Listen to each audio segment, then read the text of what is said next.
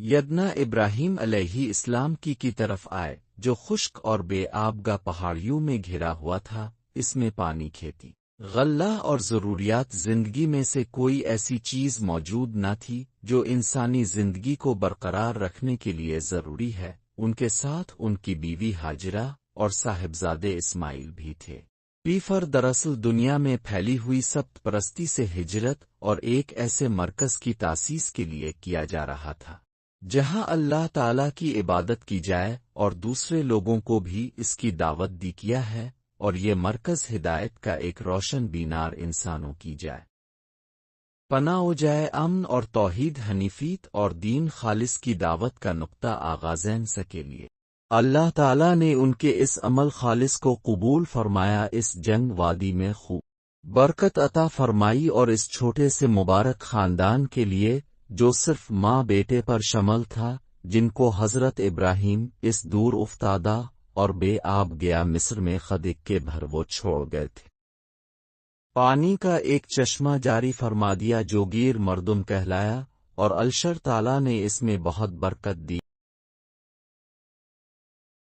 اسماعیل جب کچھ پڑے ہوئے اور چلنے پھرنے اور دوڑنے بھاگنے لگے تو حضرت ابراہیم نے اللہ تعالیٰ کی محبت پر ان کی محبت کو قربان کرنا چاہا اور آن کو ذبح کرنے کا ارادہ کیا، اس لیے کہ خواب میں ان کو اس کی ہدایت کی گئی تھی۔ سعادت مند فرزند نے ارشاد الہی کے سامنے سر تسلیم کر دیا اور خوش دلی و اطمینان کے ساتھ اس پر تیار ہو گئے، لیکن اللہ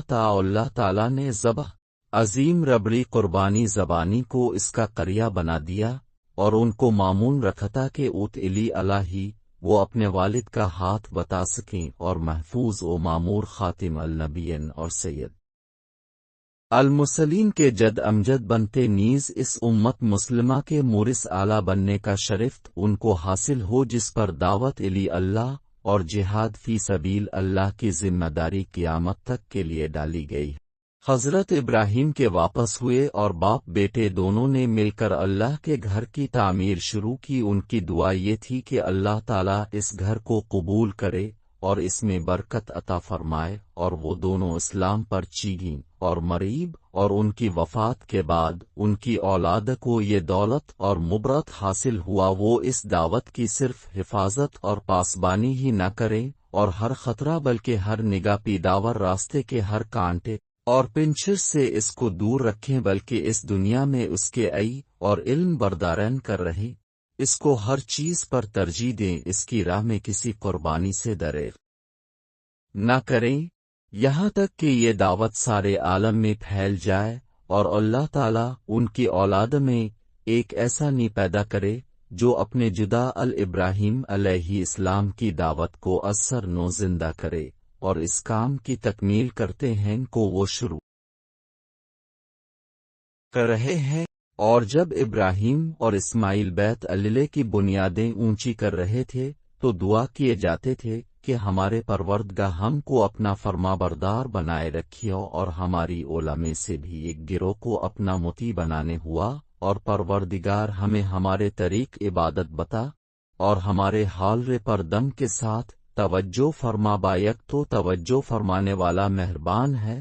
یہ ہمارے پروردگار ان لوگوں میں انہیں میں سے ایک غیر موت کیوں یہ جوان کو تیری آیتیں پڑھ پڑھ کر سنایا کرے اور کتاب اور دانائی سکھایا کرنے اور ان کے دلوں کو پاک فضا کیا کرے، بے شک تو غالب اور صاحب حکمت ہے۔ حضرت ابراہیم علیہ السلام نے بھی دعا رائی تھی کہ گھر ہی ہمیشہ ان سکون کا گہوارہ ہے، ان شر تعالیٰ ان کی اولاد کو تو کی پشت سے محفوظ رکھے، جس سے زیادہ نفرت و کراہیت ان کو کسی چیز سے نہ تھی، اور جس سے بڑا خطرہ وہ اپنی آئندہ نسل کے لیے کسی چیز کو نہ سمجھتے تھے،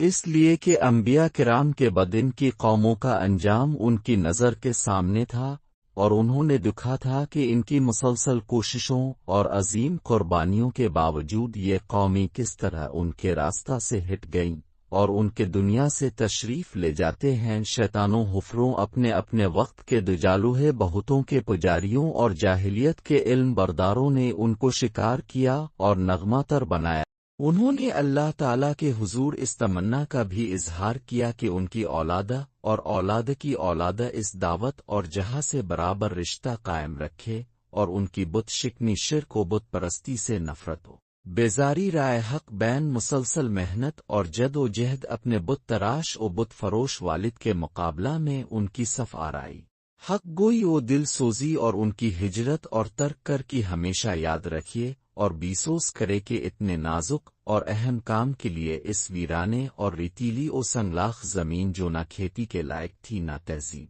تمدن کی پرورش اور ترقی کا اس میں کوئی سامان تھا کہ انتخاب کا راز کیا ہے اور دنیا کے بڑے بڑے آباد دو گلزار شہروں اور تجارت و زراعت صنعت و حرفت کے مرکزوں پر جہاں ہر طرح کے اسباب عیش اور سامان راحت موجود تھے، اس دور افتادہ گمنام خطہ کو کیوں ترجیح دی گئی ہے؟ انہوں نے اپنے الشر سے بھی دعا کی کہ ان کی اولاد کو محبوبیت، دل نوازی، تقربوبت و شہرت اور مرجع خلائق اور مرکز آفاق بننے کا شرف حاصل ہو۔ لوگوں کے دل بے ساختہ ان کی طرف کھینچیں اور وہ دنیا کے کونے کونے سے اگر اپنی محبت و عقیدت کا خراج ان کو پیش کریں، رزق خود بخود ہر طرف سے ان کو پہنچتا ہے اور میوے اور پھل نیز برطرح کے ثمرات اور کوششوں کے بہترین نتائج اور فوائد و منافع ان کو حاصل ہو۔ اور جب ابراہیم نے دعا کی کہ میرے پروردگار اس شہر کو لوگوں کے لیے امن کی جگہ بنا دے اور مجھے اور میری اولاد کو اس بات بڑھیے کر یوں کی پرستش کرنے لگیں بچائے رکھا، اے پروردگار انہوں نے بہت سے لوگوں کو گمراہ کیا، جس شخص نے میرا کہا مانا وہ میرا ہے اور جس نے میری نافرمانی کی تو او بخشے والا مہربان ہے۔ اے پروردگار میں نے اپنی اولاد کو میدان مکہ میں جہاں کھیتی نہیں تیرے عزت و ادب والے گھر کے پاس لا بسایا ہے، اے پروردگار تاکہ یہ نماز پڑھیں تو لوگوں کے دلوں کو ایسا کر دے کہ ان کی طرف جھکے رہیں اور ان کو سورہ ابراہیم لے قریش میں وس روزی دیتا کہ تیرا شکر کرے۔ یہ ساری دعائیں اور تمنائیں ایک ایک کر کے پوری ہوئی۔ اللہ تعالیٰ نے ان دونوں کی اولاد میں برکت عطا فرمائی۔ بے ابراہیم عربی خاندان خوب برگ بار اما اور پھیلا۔ اسماعیل علیہ السلام نے قبیلہ جو ہم میں رشتہ کیا جو عرب آریہ میں شمار کیا جاتا تھا۔ اسماعیل علیہ السلام کی اولاد میں بہت برکت ہوئی، یہاں تک کہ انہیں میں عدنان پیدا ہوئے جن کا سلسلہ نسب، حفظ و احتیاط اور تواتر اجتماع کے لحاظ سے انساب عرب میں سے زیادہ روشن اور ممتاز ہے۔ عدنان کی بھی کثیر اولاد ہوئی جن میں معد بن عدنان زیادہ مشہور ہیں۔ بعد کی اولاد میں مسنا امور ہوئے اور ان کی اولاد میں فہر بن مالک نے خاندان کا نام روشن کیا۔ ہرین مالک بن انظر کی اولاد کا نام قریش پڑ گیا اور یہ نام ان کے سامنے ناموں پر اس طرح غالب آیا کہ یہ قبیلہ قریش کہلانے لگا۔ اہل ارن قریش کی عالی نبی بصیرت و امارت، قسط و بلاغت، قوت، بان اخلاق عالیہ، شجاعت و حوصلہ مندی پر پورا اتفاق کر لیا، اور اب یہ ایک ایسی حقیقت بن گئی جو ضرب المثل کی طرح مشہور اور اختلاف سے بالاتر سمجھی گئی ہے، اور اس میں دو رائے نہیں ہے۔